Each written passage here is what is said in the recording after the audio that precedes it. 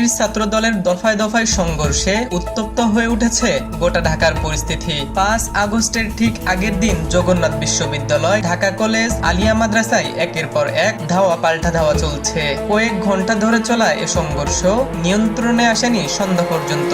ছাত্রদল পুরান ঢাকা বেঁচে থাকতে কোনো শিবির, কোনো জামাতের গোষ্ঠী, কোনো পাকিস্তানি পেতাত্তা এই পুরান ঢাকা অবস্থান করতে পারবে না। অস্থায়ী আবাসন প্রকল্পের কাজ দ্রুত শুরু, মেডিকেল সেন্টারের উন্নয়নের দাবিতে প্লেকার্ড প্রদর্শন করে শিবির সমর্থিত যোগসু ভিপিজিএস। তাদের অভিযোগ, সেখানে ছাত্রদল তাদের পিটিয়ে বের করে দিয়েছে। শিবিরের বিরুদ্ধে পাল্টা হামলার অভিযোগ করেছে ছাত্রদলও। দুপুরের এই ঘটনার কিছুক্ষণ পর ঢাকা কলেজে শুরু হয় ছাত্রদল শিবির সংঘর্ষ। এতে শিবিরের অন্তত 20 ও ছাত্রদলের 7 নেতাকর্মী আহত হয়েছেন বলে জানা গেছে। মঙ্গলবার দুপুর 1টার দিকে ঢাকা কলেজের গ্যালারি নাম্বার 2-এ বাকবিতণ্ডা শুরু হয়। জানা গেছে, পূর্ব ঘোষণা অনুযায়ী কলেজের 2 নম্বর গ্যালারিতে জুলাই অভ্যুত্থানের দ্বিতীয় বর্ষপূর্তি উপলক্ষে জুলাই অভ্যুত্থানের প্রত্যাশা ও প্রাপ্তির শীর্ষক আলোচনা সভার আয়োজন করে ছাত্র শিবির। সেখানে তর্ক বিতর্ক এবং পরে সংঘর্ষ ছড়িয়ে পড়ে।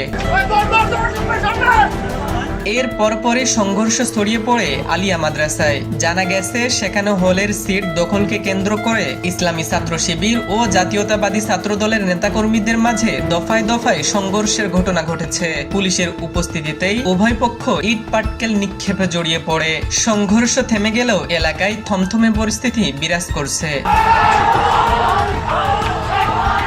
জগন্নাথ বিশ্ববিদ্যালয়, ঢাকা কলেজ, আলিয়া মাদ্রাসায় হামলা পাল্টা হামলায় রণক্ষেত্রে পরিণত হয় গোটা এলাকা। এই ঘটনায় আলিয়ার অধ্যক্ষ সহ 2 দলের বেশ কয়েকজন নেতাকর্মী আহত হয়েছেন। পরিস্থিতি নিয়ন্ত্রণে মাঠে রয়েছে পুলিশ। এর আগে গতরাতে রংপুরে বেগম রোকেয়া বিশ্ববিদ্যালয়ের ছাত্রদল ও শিবিরের নেতাকর্মীদের মধ্যে সংঘর্ষের ঘটনা ঘটে। জানা যায়, যুদ্ধাপরাধের দায়ে দণ্ডিত জামাতের নেতাদের ছবি বিএনপি চেয়ারপারসন খালেদা জিয়ার ছবির পাশে প্রদর্শন করায় ছাত্রদল আপত্তি জানায়। ব্যানার সরানোর দাবি করলে শিবিরের নেতাদের সাথে ছাত্রদলের বাকবিতণ্ডা শুরু হয়। পরে শুরু হয় সংঘর্ষ। ধারণা করা হচ্ছে, সেই ঘটনার জের ধরেই ঢাকায় 2 ছাত্র সংগঠনের মধ্যে সংঘর্ষ চলছে। হিমুর রহমান, নিউজ বাংলা .নিউজ, ঢাকা মাল্টিমিডিয়া।